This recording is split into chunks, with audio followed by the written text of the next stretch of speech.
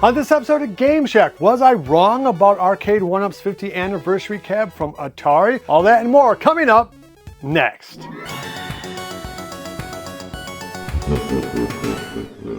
Hey everybody, welcome on back into the Game Shack. I am your humble host, JDV. Thank you for stopping by. It really does mean a lot to us that you come and spend some of your day with us. As always, you guys are this channel's primary sponsor, so if you could give me a thumbs up on the way out the door, I sure would appreciate it.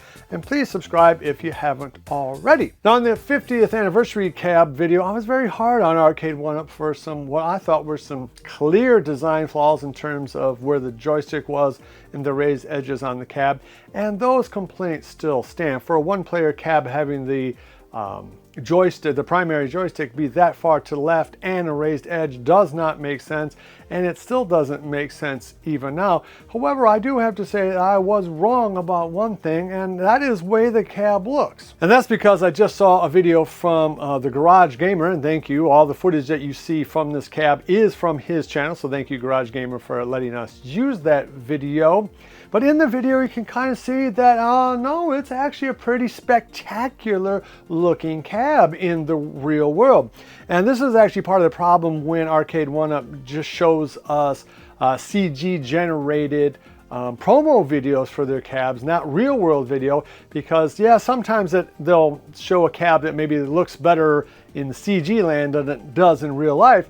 But sometimes the opposite happens, and it happened in this cab, because in real life, this Atari 50th anniversary cab looks pretty freaking spectacular. That's for a couple of reasons. One, look at that sweet gold trim. I mean, I think that looks absolutely amazing. Now, I think they're using the same kind of trim on the game nobody wants, the Wheel of Fortune Casino Cave. This is a cab that people will have interest in, and I think that trim looks absolutely sweet. It really does. And look at that marquee. Look at how dark the blacks are on that. It is everything that the marquee for Terminator 2 Judgment Day wasn't, which was faded, and the blacks were, you know, I mean, I actually do a video where I try to show you guys how to make the blacks look a little bit better in that without having to buy a whole new marquee.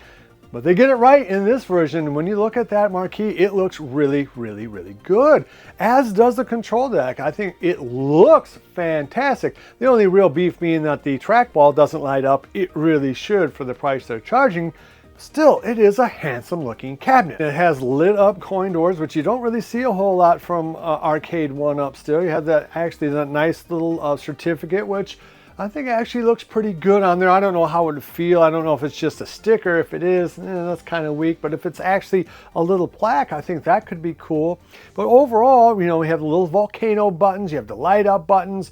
You have the nice BOE screen, the brilliant marquee. It really is a very slick looking cab. So yeah, there's going to be pluses and minuses on this cab. Overall though, I think in terms of looks, it's actually a really brilliant looking cab. And hey, I'd rather have those Atari 2600 games on this cab than not have them at all. It does give you a reason besides looks to pick up this cab if you already have the Asteroids cab or the Centipede cab. I guess bottom line for me is I wouldn't pay $500 for it, but geez, I might pay $400, and I almost certainly would pick it up for $300 or $350.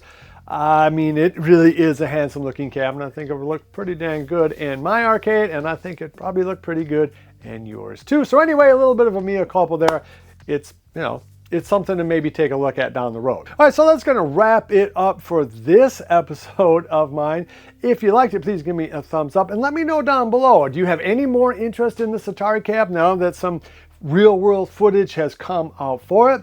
As always, love each other, and until next time, I'll see you guys in the Game Shack. Mwah! Be sure to visit EvilGeniusEntertainment.com for exclusive content, swag, casting call news, and much, much more.